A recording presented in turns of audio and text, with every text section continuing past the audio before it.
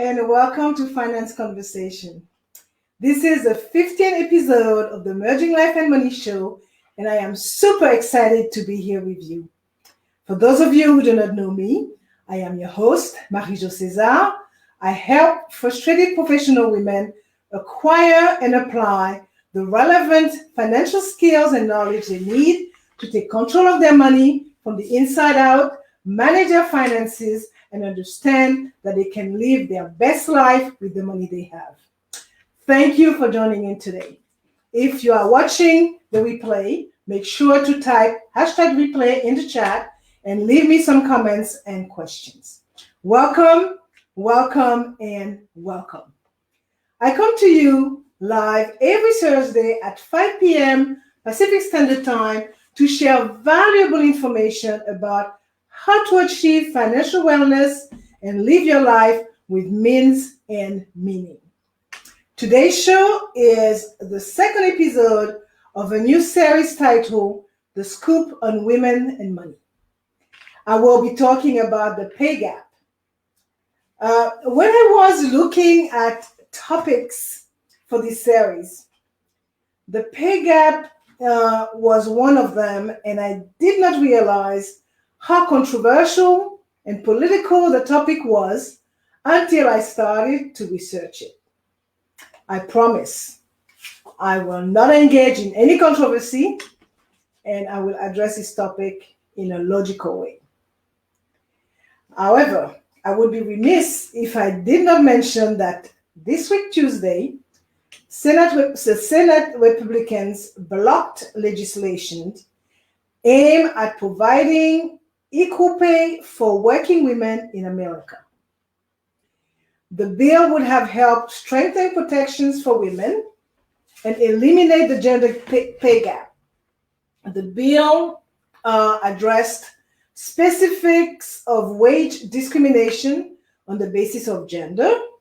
Also, it would have increased transparency in pay rates and salaries, enabling women to learn if they are earning less than men in similar jobs, and would have prohibited employers from retaliating against workers who compare salaries and bar them from inquiring about prospective employees' salaries history during the hiring process.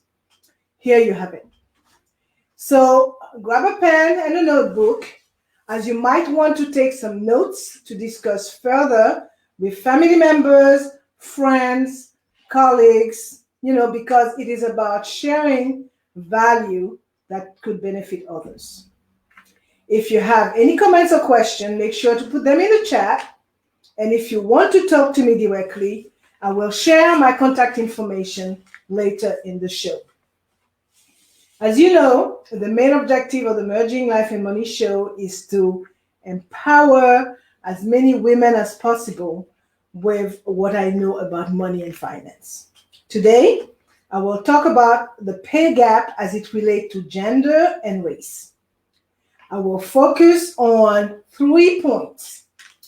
What is the gender wage gap and how it affects women of different demographics? Why are women earning less than men, and the impact of the gender wage gap? So, what is the gender wage or pay gap? The gender pay gap, gender is a really hard word for me to say for some reason. The gender pay gap refers to the difference in wages and salaries between men and women. Experts have calculated this gap in a multitude of ways, but the varying calculation points to a consensus that women consistently earn less than men, and the gap is wider for most women of color.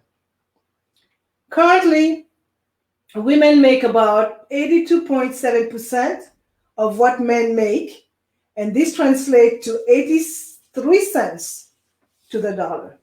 So the typical woman is paid 83 cents for every dollar that the typical man is paid. In addition, there are also racial disparities. White women and Asian American women, on average, make more than Hispanic, Black, or Native American women.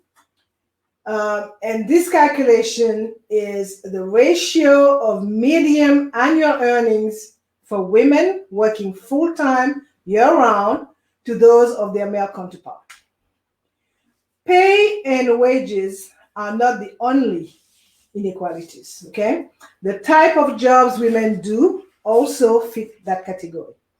So according to researcher of Stanford University, only about 2% of executives at major corporations are women. And in the largest 1,000 companies in the US, ranked by revenue, there aren't any women executives at all. I mentioned that women make roughly 82.7% of what men make. In dollar terms, this means women brings home $3.27 less per hour than men. Therefore, the median hourly wage is 17.67 cents for women and 18.94 cents for men. I will also add that the gap has narrowed since the 1960s, due largely to women's progress in education and workforce participation, and to men's wage rising at a slower rate. So, having said that, a lot more must be done. So why are women earning less than men?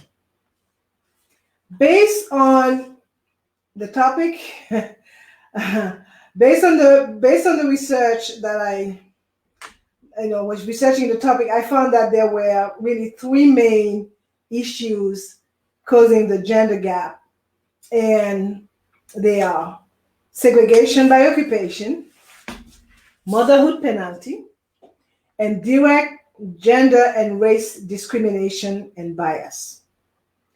So let's look at occupational segregation. Early in boys and girls' education experiences, there are gender expectations regarding what boys and girls are good to or could or should be focusing on.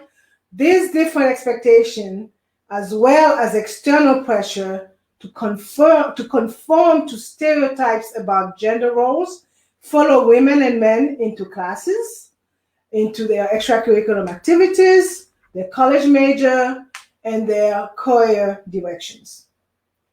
In a recent study conducted by the US Bureau of Labor Statistics, the US civilian workforce included 160 million full and part-time employed workers.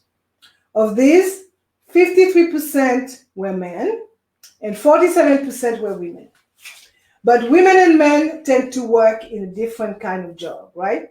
So women are mainly represented in education, office and administrative support, and healthcare occupation, while men are mainly represented in construction, maintenance and repair, and production and transportation occupations.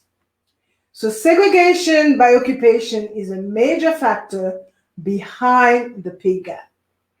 Even though a pay gap exists within nearly every occupational field, jobs traditionally associated with men tend to pay better than traditionally female-dominated jobs that require the same level of skills. So occupational gender segregation has decreased over the last 40 years, largely due to women moving into formerly male-dominated jobs. Occupational segregation also continues to affect some women more than others. Working in traditionally male fields likely improve wages for individual women, but it is unlikely to eliminate the pay gap.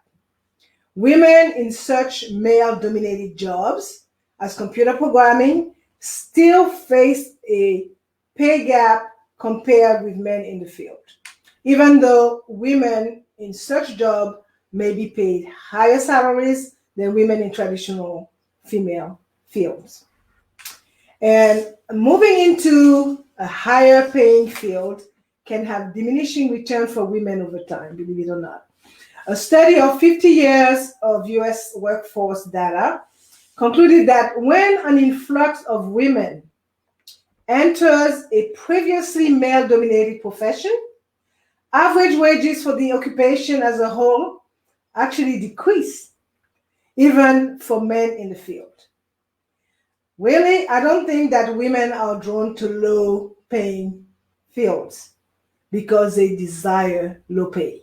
Okay? I believe that the work that women do is valued less than work done by men because that work is done by women.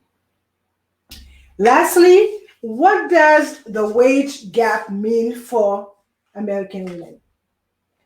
On average, women employed full-time in the United States lose a combined total of more than 956 billion with a B every year due to the wage gap. These lost wages mean women and their family have less money to support themselves, save and invest for the future, and spend on goods and services. Women, their families, businesses, and the economy suffer as a result. Now, the second one is the motherhood penalty. Becoming a parent produces very different professional outcomes for women and men. Mothers working full-time are paid only 71% of what fathers make. Taking time away from the workforce or cutting back hours, both more common scenarios for mothers than fathers, hurts her earnings. Until the pandemic, actually, many employers and industry prioritize long, continuous traditional work hours rather than flexible schedules, a preference that tended to put women with children at a disadvantage. So many working mothers also encounter a motherhood penalty, which extend beyond their actual time out of the workforce. Experimental studies have documented that employees are less likely to hire mothers, including mothers who never left the workforce, than they are to hire women without children. And when employers do make an offer to a mother, they offer her a lower salary than they offer to other women. So the magnitude of the penalty for mothers in the workforce has remained steady for the past few decades and even increased slightly for some mothers after accounting for education and work experience. Fathers, in contrast, do not suffer a penalty compared with other working men.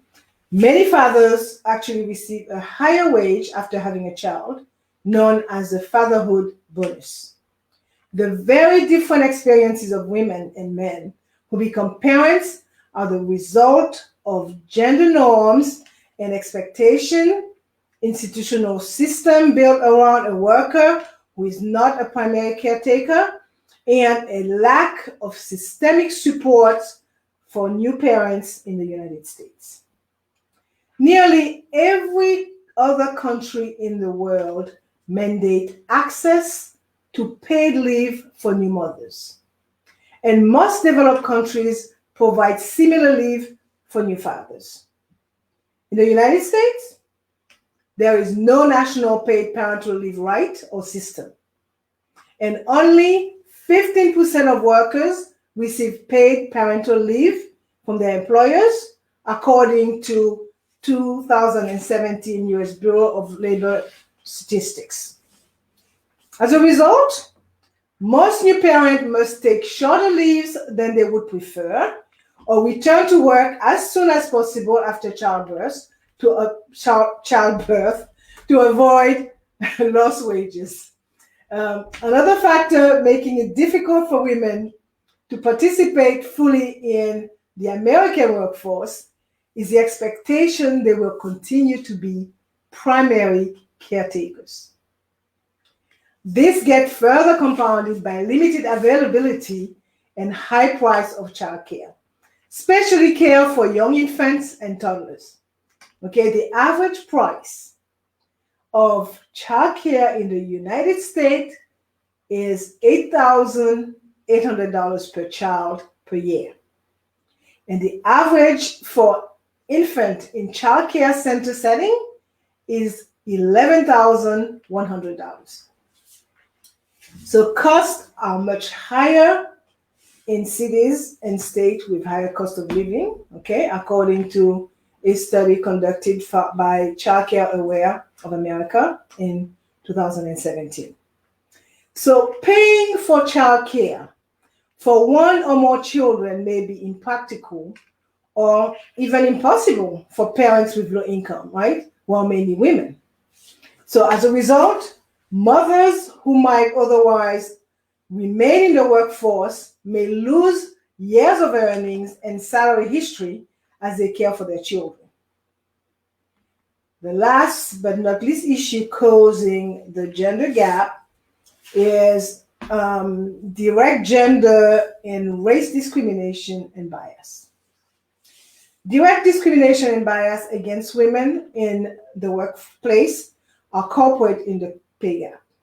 Okay, so each year, the EEOC, which is the Equal Employment Opportunity Commission, receives thousands of sex, race, and other pay discrimination complaints, and many of these, and of course, many of these are decided or resolved in favor of the person who filed the charge, according to 2018 data.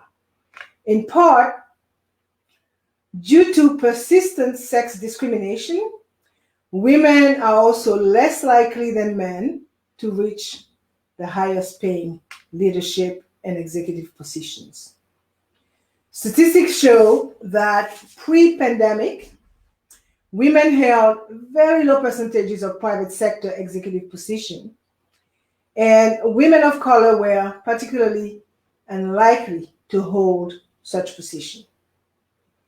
As noted previously, women of different racial and ethnic groups in the United States have widely varying gap in their earnings when compared to white men. This statistic reflects cumulative disadvantages resulting from different circumstances and opportunity, including direct and structural racial biases, the effect of gender bias, and the intersectional effect of belonging to groups that experience unique stereotypes and bias. For instance, while all women are underrepresented in executive positions relative to their labor force participation, Black women are the most underrepresented of any group. The intersectional impact of race and gender biases contributes to the overall gender pay gap, as women of color experience pay outcomes that are worse than would be predicted by additive effect of race and gender separately. In other words, when closely examining the impact of race and gender, as well as other factors, on the pay of Black men, Black women, white men, and white women, it is clear that Black women experience a large gap that cannot be attributed to other observable characteristics, such as occupation and education, or by race or gender separately. Moreover, Black women's education and other labor force characteristics are now such that they would be expected to be paid more than Black men if gender bias were not a factor. Yet, they are still paid less. So, women of different racial and ethnic background all have different experiences of discrimination, but biases based on race, gender, and the intersection of race and gender all contribute measurably to the overall gap. The good news is that while the challenges of 2020 have led some women to leave the workforce due to the pandemic, others rose to the top level of business, according to a new report from WB Collaborative, which is Women Business Collaborative. Women made gains in leadership roles in all sectors, but private industry truly stepped up in the last year. This was more than simple platitude and commitment statement, but included accelerating the pace of appointments of women to the highest levels, showing results and being more flexible with its workforce during the pandemic. So companies such as UPS, Clorox, Citigroup, CVS, and Dick's Sporting Goods, I believe, named women CEOs, pushing women into 7.8% of the top corporate leadership. Additionally, women of color joined boards at record levels, ensuring gains are widely shared. NASDAQ, okay, the global technology company serving the capital markets and other industry, put forth its commitment requiring its 3,000 plus companies listed to improve boardroom diversity by appointing at least one woman and at least one minority or LGBTQ plus person. So, progress in the making, okay? So now let's look at the third point, which is the impact of gender wage gap. There are many reasons for the financial challenges women face in the workplace. One of the main reasons is that women tend to be evaluated on their past education and experience, while men tend to be evaluated on their potential. So men are often seen to have more of the innate qualities of leadership, competence, and as a result, women tend to obtain more education and experience than men in the same job in order to land the same position. Consequently, women make up the majority of college students and are left burdened by more debt in order to land the same position, which is not always a guarantee. So while the impact of the gender pay gap is difficult to quantify, it is generally true that the lower the income a woman has, the less of a nest egg she's likely to have in retirement. So in addition to having less money saved for retirement, women also carry nearly 2/3 of the nation's student loan debt. Also, employers' use of women's prior salary history to set their wages in new jobs means that wage discrimination carries forward from job to job, compounding over time.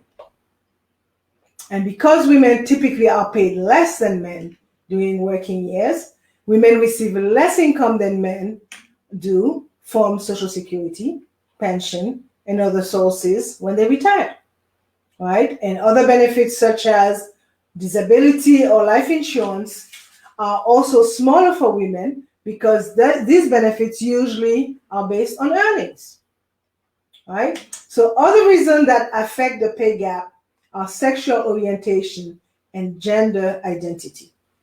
A study of the pay received by gay men, lesbians, and bisexual men and women found that all three groups have labor market outcomes that diverge from heterosexual workers. So gay men are paid less than straight men, okay? While lesbians are paid more than straight women.